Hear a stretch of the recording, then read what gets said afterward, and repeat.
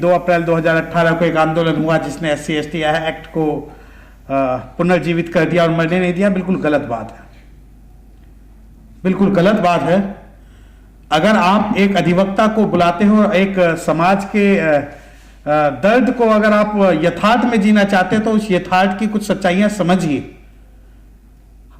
उस नदी के उस पत्थर की तरह मत बहिए जो बिल्कुल गोल हो चुका है। अगर आपको खड़े होना है तो बिल्कुल सीना तान के खड़े होना है, जैसे कि अचल रहा जो अपने पथ पर लाख मुसीबत आने में मिली सफलता जग में उसको जीने में मर जाने में।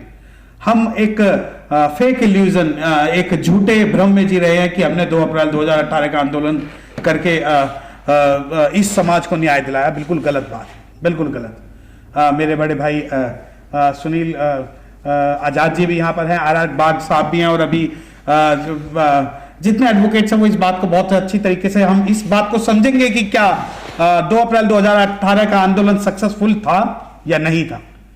हर इलेक्शन के बाद, हर चुनाव के बाद उसकी समीक्षा होती है, उसमें जीत हार का आकलन किया जाता है, परंतु इस समाज ने कभी भी 2 अप्रैल 2018 के बाद इस आंदोलन की समीक्षा नहीं की।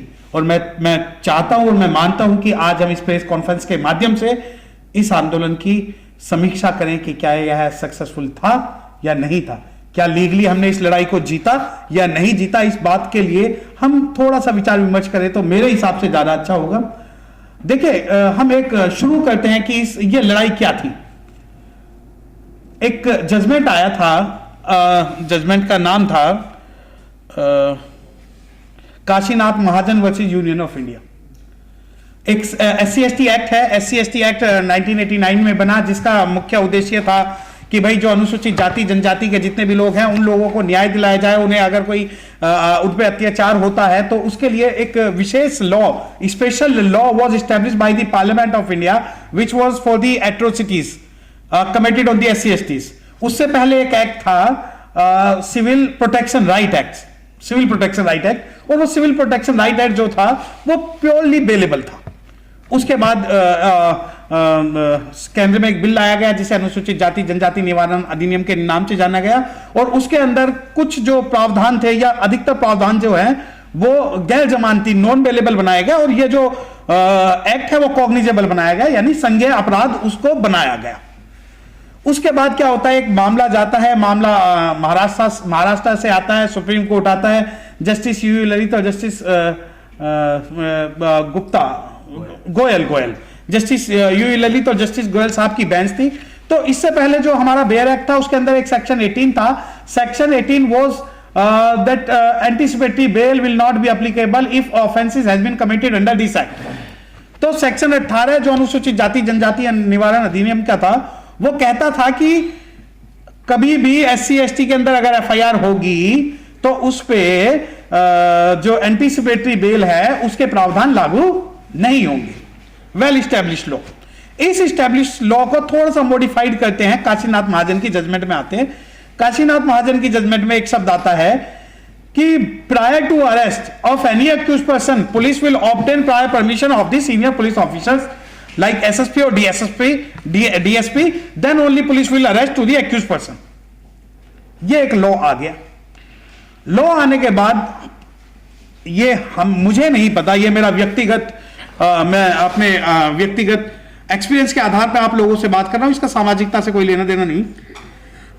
मुझे नहीं पता कि वो आंदोलन हुआ, किया या करवाया गया, लेकिन 2 अप्रैल को सभी लोग हमारे सड़कों पर आते हैं। उन सड़कों पर आने के बाद हमारे हजारों लोगों के खिलाफ FIR होती है, और हजारों लोगों के खिलाफ FIR होने में हमारे लाखों लोग और लाखों युवा लोग नहीं, बुजुर्गों के खिलाफ FIR जो हुई वो सिर्फ नाम मात्र की हुई। अधिकतर FIR में वो टारगेट हुए जो इस समाज का भविष्य थे और जिन्हें इन समाज को लीड करना था। तो मैंने बताया 2 अप्रैल का आंदोलन हुआ, करवाया गया या स्पॉन्सर था, मुझे नहीं मालूम। उसके बाद हमारे 21-22 लोग ऑफिशियली मारे भी गए, और अनरिपोर्टेड भी बहुत सारे हमारे ऊपर अत्याचार हुए। राजस्थान के अंदर, यूपी के अंदर, दिल्ली के अंदर, मध्य प्रदेश के अंदर हमारे लोगों को टारगेट किया गया। उसके बाद क्या होता है कि काशीनाथ महाजन की जो जजमेंट है उस जजमेंट में सिर्फ एक बात लिखी गई थी कि अगर आप किसी भी आरोपी को अगर आप अरेस्ट करोगे तो उसके लिए आपको प्रायर इंक्वायरी लेनी जरूरी है। हमें यह बताया गया कि SC/ST एक्ट खत्म हो गया, सबको बताया गया, और जाहिर बात है कि क्रिया की प्रतिक्रिया होती है, एक्शन का रिएक्शन होता है। सभी लोग सड़कों पर उतरे, कुछ लोग उतारे गए, कुछ लोग जानबूझकर उतरे। लेकिन मैं ये नहीं समझ पाया कि आज ऐसा क्या हुआ कि 2 अप्रैल को इतना बड़ा आंदोलन हो गया, क्योंकि आज तक हमारे भारत में मेरी उम्र में कोई भी राष्ट्रीय आंदोलन ऐसा नहीं हुआ जिसके अंदर हम अपने अधिकारों के लिए सड़कों पर आए। हम कभी रिजर्वेशन के लिए अपने सड़कों पर नहीं आए इतने बड़े पैमाने पर, कभी रेप के लिए हम सड़कों पर इतने बड़े पैमाने पर नहीं आए, मास नरसंहार हमारे साथ लोगों के साथ हुआ तब हम सड़कों पर नहीं आए, लेकिन हम 2 अप्रैल को आ जाते हैं। हमें लगता है हम अपनी पीठ तब थपाते हैं कि हाँ हमने 2 अप्रैल का आंदोलन किया, वो सक्सेसफुल हो गया और हमने SC/ST एट्रोसिटी एक्ट बचा लिया। परंतु यथार्थ की स्थिति सुनिए।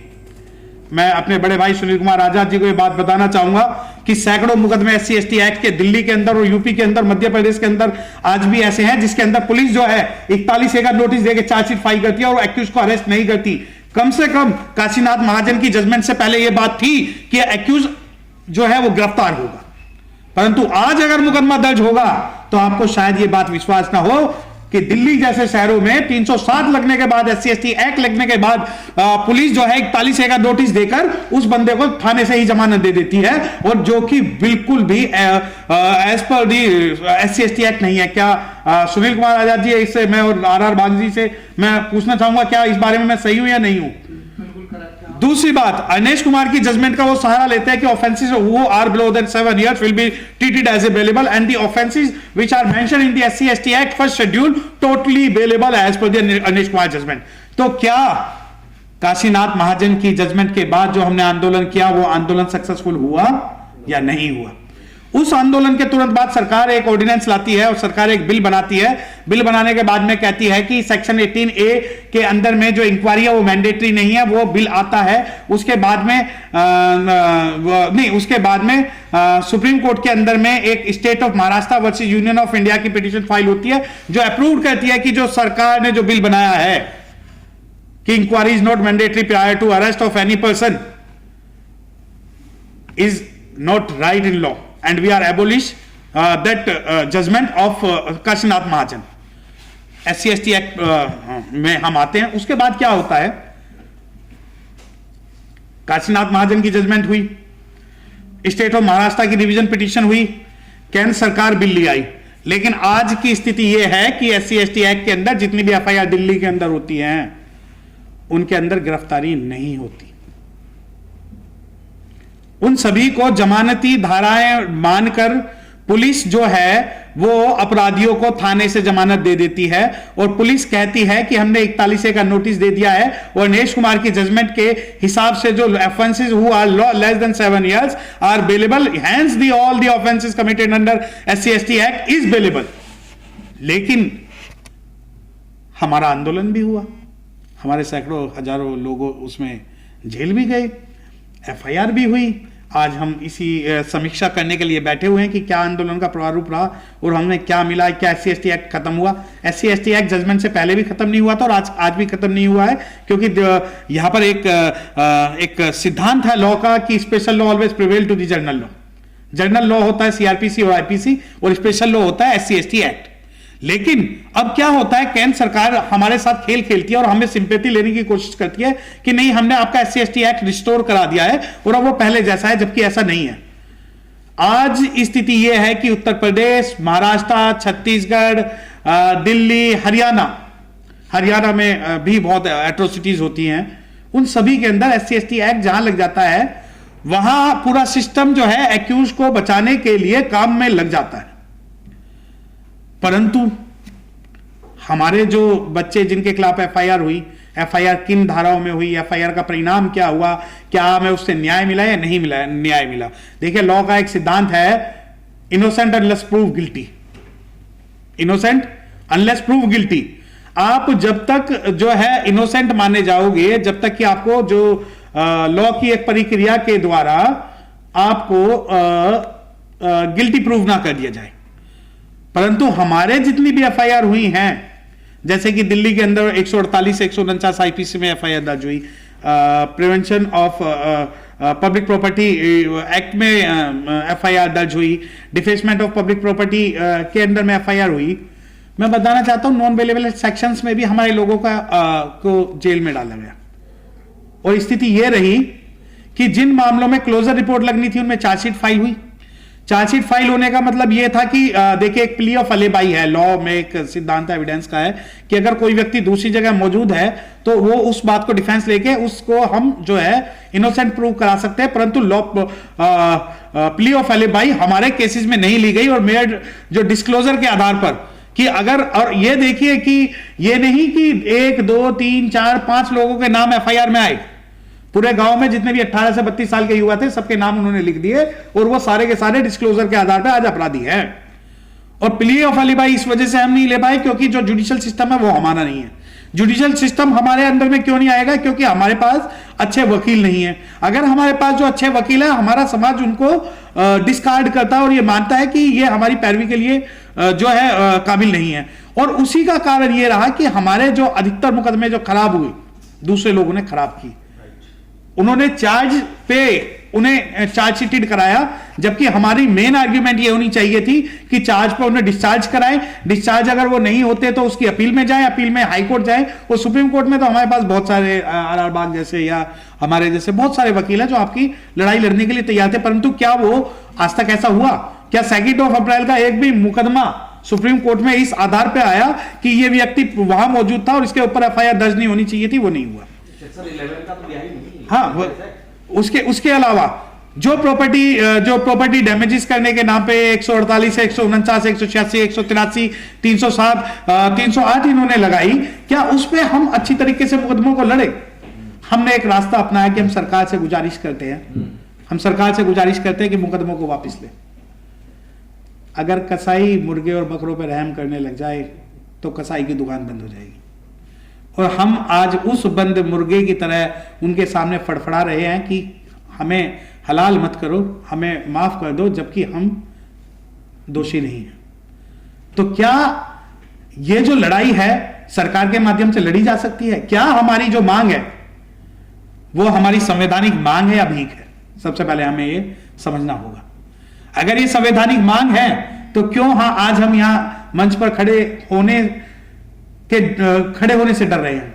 अगर ये हमारी संवैधानिक मांग है तो क्यों ना इसके लिए भी एक आंदोलन हुआ। आपने उस चीज के लिए आंदोलन तो कर लिया जो आपका नहीं था, लेकिन आप उस चीज के लिए आज भी आंदोलन के लिए तैयार नहीं है जो आपका है। उनकी अगर एक लड़की का रेप हो जाए तो पूरी दुनिया में हाहाकार मचा देते हैं। कश्मीर से कन्याकुमारी, कच्छ से कोहिमा तक हमारे तो सैकड़ों लोग आज भी जेल में बंद है, सड़ रहे हैं। तो क्या हमारा ईमान और हमारे हौसले इतने मरे हुए हैं कि हम उनके लिए खड़े नहीं हो सकते? अगर खड़े भी नहीं हो सकते तो कम से कम दर्द तो दिखाए। हो सकता है कि हम फिजिकल यहां ना आ पाए, ठीक है, मत आइए, कम से कम जहां है वहां तो हम प्रोटेस्ट करें। अगर हमें प्रोटेस्ट का अधिकार बाबा साहब डॉक्टर भीमराव अंबेडकर जी ने दिया है तो प्रोटेस्ट का अधिकार सिर्फ संविधान की 2 किताबों या 2 पेजों तक सीमित नहीं है। उसे हम एग्जीक्यूट कर पाए या नहीं कर पाए, सवाल यह है कि क्या अगर आज हम 2 अप्रैल 2018 के आंदोलन की समीक्षा के लिए 4 साल बाद जागे हैं, लगभग 4 साल हो चुके हैं, तो इस आंदोलन के लिए क्या हम 4 साल बाद जागेंगे? सवाल यह है कि क्या इस आंदोलन की रूपरेखा बनाने के लिए क्या सिर्फ ललित वरुण और हापुड़ की टीम की ठेकेदारी है कि वो करेंगे, या दिल्ली, राजस्थान, मध्य प्रदेश, छत्तीसगढ़, कन्याकुमारी, केरला और इन लोगों कोई जिम्मेदारी नहीं है, परंतु सब अपनी जिम्मेदारी से इसलिए बचना चाहते हैं क्योंकि उन्हें लगता है डर कि हाँ हमारा नंबर नहीं आएगा, कि जलते घर को देखने वाले फूस का छप्पर आपका है, कि जलते घर को देखने वाले फूस का छप्पर आपका है, उसके पीछे तेज हवा है, बाकी मुकद्दर आपका है, और तेरे कथ पे मैं भी चुप था, मेरा नंबर अब आया, और मेरे कथ पे तू भी चुप है, अगला नंबर आपका है। अगर हम ये सोचते हैं कि हमारा नंबर नहीं आएगा तो आएगा। आज मैं आपको एक बात बताना चाहता हूं कि समाज के अंदर सिर्फ सरकारी नौकरी वालों को ही एक इज्जत की नजरिए से देखा जाता है, परंतु अगर कोई सरकारी नौकरी नहीं करता और सामाजिक संघर्ष कर रहा है, वकील है या प्राइवेट काम कर रहा है, तो उसे ऐसी घृणा की नजर से देखा जाता है कि नहीं, ये सक्सेसफुल आदमी नहीं है क्योंकि ये इसकी सरकारी नौकरी नहीं है। परंतु आज जब लड़ाई की बात आएगी तो ये वही लोग आपकी सरकारी नौकरी बचाने के लिए आएंगे जिन्हें सरकारी नौकरी से कोई सरोकार नहीं है। और आज आंदोलन की जब हम रूपरेखा की बात करते हैं तो मंच पे खड़े होकर हम कहते हैं हम इस भारत में ये कर देंगे, हम उस बात में वो कर देंगे, लेकिन अपने छोटे भाई और अपने बच्चे से घर पे ये कहते हैं साले बाहर निकल के ना वहां मत चला जियो, पहले नौकरी की तैयारी कर ले, तुझे जो है आईएएस बनना है। क्योंकि आईएएस उन्हें अपने बच्चे बनाने हैं, लेकिन सूली पे चढ़ाने के लिए दूसरे जो प्रोफेशन के लोग हैं वो आगे आएंगे। तो ऐसा नहीं होगा, पिक एंड चूज पॉलिसी नहीं होगी। चद्दर अगर गंदी है तो पूरी धोएगी, एक कोने से नहीं धोई जाएगी। अगर समानता की लड़ाई लड़नी है तो इस लड़ाई के अंदर सबको सहयोग देना पड़ेगा। और कब तक हमें ये सोचना होगा कि कब तक सरकारी नौकरी के 2% के रिजर्वेशन के लिए और नौकरियों के लिए कि सीमित होकर हमें आंदोलन करना है या नहीं करना। अगर हम आज ये सोच रहे हैं कि सिर्फ उन बच्चों के लिए हमें लड़ाई लड़नी है जिनकी नौकरी नहीं लग रही, तो बिल्कुल गलत है। अगर इस आंदोलन को हम सिर्फ इस सीमित दायरे तक रखते हैं कि उन बच्चों की सरकारी नौकरी नहीं लग रही और उनके ऊपर से मुकदमा वापिस कराना है, तो बिल्कुल गलत है। क्योंकि मुकदमा किसी के ऊपर भी हो, सरकारी के ऊपर हो, गैर सरकारी के ऊपर हो, स्टूडेंट के ऊपर हो, मजदूर के ऊपर हो, कारोबारी के ऊपर हो, उन सबको हमें बचाना है। तो जिस प्रकार हमारे आंदोलन की रूपरेखा को हमें तय करना है, उसी प्रकार हमें सोचना है कि भविष्य की रूपरेखा कितने दिन के अंदर, 3 साल बाद नहीं, 3 साल में तो या तो डिस्चार्ज हो जाएंगे या उन्हें सजा हो जाएगी, फिर कुछ नहीं होना। महीने 2 महीने में ये किसी की एक सिंगल रिस्पॉन्सिबिलिटी नहीं है। ललित वरुण आएंगे, वो सबको कॉल करेंगे, आप आओगे कॉल करोगे, ये सबकी कलेक्टिव रिस्पॉन्सिबिलिटी होगी, इंडिविजुअल रिस्पॉन्सिबिलिटी होगी। और ये आपके ऊपर समाज का कर्ज है कि आप इस समाज को क्या देके जाते हो। जब आप कहते हो कि आप बाबा साहब के बच्चे हो, तो पे बैक टू दी सोसाइटी के नाम पर आपने अपने जीवन में क्या दिया, ये आपको डिसाइड करना है। ये हर उस व्यक्ति को डिसाइड करना है जो कहता है कि हम बाबा साहब की वजह से यहां पर हैं और हम इस आंदोलन को चलाने के लिए सब कुछ कुर्बान कर सकते हैं। हमें सब कुछ नहीं चाहिए आंदोलन के लिए, हमें चाहिए तो सिर्फ आपका जज्बा चाहिए, हमें चाहिए तो आपका सहयोग चाहिए, हमें चाहिए तो आपके जो मन में समाज के प्रति जो टीस है, उस टीस को आप धरातल पे लाके देखिए। अगर आप उस धरातल को पे नहीं ला सकते तो बेकार है। आप डिस्कवरी चैनल देखिए या स्टार प्लस देखिए और घर पे सोइए। बाबा साहब डॉक्टर भीमराव अंबेडकर भी 1856 में आगरा में कह के चले गए थे, टीवी और बीवी वाली बात, और आज भी वही है कि आप नाटक देखिए और सो जाइए। हम आज अपनी रिस्पॉन्सिबिलिटी पूरी करते हैं कि एक ललित ने एक व्हाट्सएप मैसेज फॉरवर्ड कर दिया तो मैंने वो 150 ग्रुप में फॉरवर्ड कर दिया और मैंने फेसबुक पे फॉरवर्ड कर दिया, हमारी सामाजिक लड़ाई खत्म, हम जीत गए लड़ाई। क्योंकि हर फेसबुक पे और व्हाट्सएप पे हमारी लड़ाई बहुत बड़ी चल रही है। परंतु जब धरातल की बात आती है तो 2000 ग्रुपों में मैसेज करने के बाद अगर 20 व्यक्ति भी नहीं आती तो ये सामाजिक लड़ाई के आंदोलन के हथियार नहीं है। हमें हथियार बदलने होंगे, हमें उसी संगठन पे, उसी दिशा पे काम करने होंगे। जब वो कच्चे वाले लोग सुबह 6 बजे उठ सकते हैं तो हमारे तो मजदूर लोग हैं, इन्हें 7 बजे उठने में भी अगर आज आफत आ रही है तो ये दिक्कत की बात है। पूरा परिप्रेक्ष्य हमें चेंज करना पड़ेगा। हम आज यहां पर संयुक्त मोर्चा समिति की जो मीटिंग के लिए आए हैं तो हमें तय करना होगा कि हमारी अगली रूपरेखा क्या होगी, हमारी अगली मीटिंग क्या होगी। अगर आप ये मानिए कि अगर आप भारत के दिल दिल्ली और दिल्ली के दिल प्रेस क्लब में बैठ के अपनी बात को रख सकते हैं तो इससे ज्यादा अपॉर्चुनिटी आपको भविष्य में कभी नहीं मिलेगी। पहले ऐसे होता था कि बाबा साहब डॉक्टर भीमराव अंबेडकर जी की एक भी मीटिंग्स नहीं होने दी जाती थी, परमिशन नहीं मिलती थी। परंतु आज हमारे पास सारे रिसोर्सेज हैं, लड़ाई के सारे हथियार हमारे पास तैयार हैं, परंतु उन हथियारों को ना तो हम यूज करना चाहते हैं और ना ही जानते हैं, और अगर जो जानते भी हैं वो उसको चलाना नहीं चाहते। अगर हमारे पास अभिव्यक्ति की स्वतंत्रता है तो हमें स्वतंत्रता का, अब देखिए ये मुझे नहीं पता कि नॉन एडवोकेट्स क्या सोचते थे 2 अप्रैल के आंदोलन के बारे में, परंतु मैंने हर एडवोकेट्स को अपने समाज के कोई एक ऐसा एडवोकेट बता दीजिए पूरे भारत में जिसने आपसे 1 रुपए का डिमांड किया अपने समाज का। जिस समाज के इस तबके को, वकालत के तबके को आप घृणित नजर से देखते हैं कि नहीं ये कुछ बेकार आदमी इसलिए वकील बन गए, ना। समाज में सबसे ज्यादा जरूरत आज भी आपकी बात रखने के लिए हक परस्ती में जब कभी रायशुमारी होगी, हक परस्ती में जब कभी रायशुमारी होगी, वहां सबसे पहले आवाज तुम्हारी होगी। और वो आवाज जो है आपके अधिवक्ता लोग उठाएंगे, आपके जो सोशल स्ट्रगल है वो उठाएंगे, जो आपके इंटेलेक्चुअल लोग हैं वो उठाएंगे, सभी उठाएंगे। लेकिन उस आवाज में आपकी आवाज का होना जरूरी है। अगर आपकी आवाज चुप हो जाती है, आप कहते हो कि राजनीति के कारण वो ये हुआ, सामाजिकता के किसी कारण से नहीं हुआ। बाबा साहब डॉक्टर भीमराव अंबेडकर साहब अकेले थे और अकेले नहीं, उन्होंने क्रांति लाई। 2 अप्रैल का आंदोलन हुआ लेकिन वो आंदोलन विफल रहा, उसे अब हम सफल कैसे करेंगे, ये हमारी कलेक्टिव रिस्पॉन्सिबिलिटी है। हम जब भी नेक्स्ट कोई मीटिंग बुलाएंगे, उस मीटिंग्स के अंदर लगभग कुछ भी ना हो तो भारत के हर राज्य से 1 या 2 लोग होने चाहिए। और अगर हम भारत के अंदर ही 30 से दूनी 60 लोगों को नहीं बुला सकते तो बेकार है हमारा किसी भी प्रकार का बाबा साहब डॉक्टर भीमराव अंबेडकर के सपनों का भारत बनाना। मोबाइल हमारे पास है, रिसोर्सेज हमारे पास है, कम्युनिकेशन हमारे पास है, सब चीज हमारे पास है, परंतु क्या नहीं है, हमारी सोच एक नहीं है। हमारी सोच ये है कि अगर इसका पोस्टर में फोटो लगा हुआ है तो इसका कोई व्यक्तिगत स्वार्थ है। हमारी सोच ये है कि अगर इसने कॉल की है तो हो सकता है ये पैसे कमा रहा होगा। वो 3000 साल से एक एटीएम में पैसे डाल रहे हैं, उस एटीएम का हिसाब वो कभी नहीं मांगते, मगर अगर मैंने आपसे 50 रुपए की पर्ची कटा ली तो मेरे पीछे 50 आदमी लग जाएंगे। इसमें 100 रुपए की पर्ची कटाई, समाज के नाम पे बेच के खा रहा है। तुमने कभी उस व्यक्ति को, उस एटीएम को उंगली उठाई जिसमें आप हर महीने 2 महीने उसमें पैसे डालते हो, जो उनके एटीएम चल रहे हैं, परंतु आप उन पर क्वेश्चन रेज नहीं करोगे। क्वेश्चन रेज करोगे जो आगे लीड कर रहा है। अगर लीड कर रहे हैं साहब काशीराम तो आप उन पे क्वेश्चन रेज करते हो। लीड कर रही है बहन जी तो आप उन पे क्वेश्चन रेज करते हो। लीड कर रहे हैं ललित जी तो आप उन पे क्वेश्चन रेज कर रहे हो। लीड जो भी कर रहा है उन पे सिर्फ सबसे ज्यादा जो क्वेश्चन रेज होते हैं हमारे लोग करते हैं। परंतु ये समय ये नहीं है कि हमें आपसी मतभेद रखने हैं, हमें लड़ाई के लिए तैयार होना है। और लड़ाई की इस तरह से हमें लड़ना है कि हम कल बदल देंगे, हम आज बदल देंगे, कि हम कल बदल देंगे, हम आज बदल देंगे, हम अपने भारत का इतिहास बदल देंगे।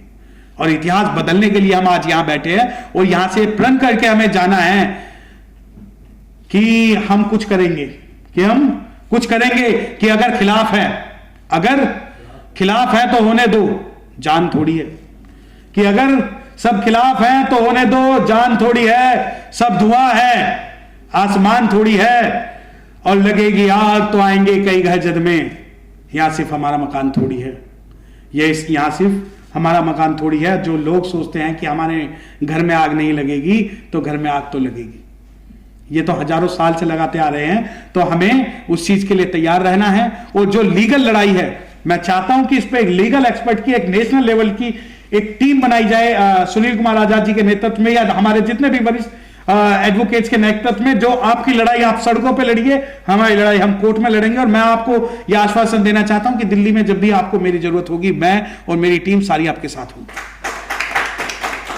और दिल्ली में ही नहीं, जैसे कि मैं तो आज पहली बार मैंने जब सुनील कुमार आजाद जी का देखा तो bar council of Uttar Pradesh, तो मेरा 100 ग्राम खून वैसे ही बढ़ गया कि कम से कम कोई व्यक्ति तो अपना bar council of Uttar Pradesh में है। तो हम चाहते हैं कि हमारी इस लड़ाई को लड़ने के लिए, अगर ये सीमित सिर्फ 2 अप्रैल के मुकदमों तक है, तो एक लीगल टीम बनाई जाए जो कि नेशनल लेवल पे हो, और वो उसको आपको हर महीने केस की स्टेटस रिपोर्ट दे कि उसमें चार्जेस फ्रेम हुए हैं, नहीं हुए, चार्जेस के अगेंस्ट में आप गए हो या नहीं गए, सारे मुकदमों का क्लब हुआ है या नहीं हुआ, डिस्चार्ज कितने हुए हैं, कन्विक्टेड कितने हुए हैं, किस किस सेक्शन में चार्जेस हुए, तभी आप इस लड़ाई को जीत पाओगे। अन्यथा लड़ाई को नहीं जीत पाओगे। कि रही मन देख बड़े इनको लघु न जीजे दारी, जहां काम आवे सुई कहां करे तलवारी। तो हमें सुई को भी साथ लेके चलना है। तो मेरा आप सभी लोगों से निवेदन है और सजेशन है कि लीगल टीम बनाई जाए, एक सोशल टीम बनाई जाए, एक कॉन्टैक्ट टीम बनाई जाए, एक रियलिस्टिक टीम बनाई जाए। ये सारी 3-4 टीमें बना के अगर हम इस आंदोलन को आगे हम फॉरवर्ड करेंगे, तो हम इसमें, इस मिशन में हो सकता है हम जल्दी कामयाब हो जाएं। और इसमें कोई भी दो राय वाली बात नहीं है कि हमें चीजें संघर्ष से मिलती हैं, और इस मामले में भी हम संघर्ष करने के लिए तैयार हैं। और मैं अपना तन मन धन से आप सभी के साथ हूं। जय भीम, नमो बुद्धाय।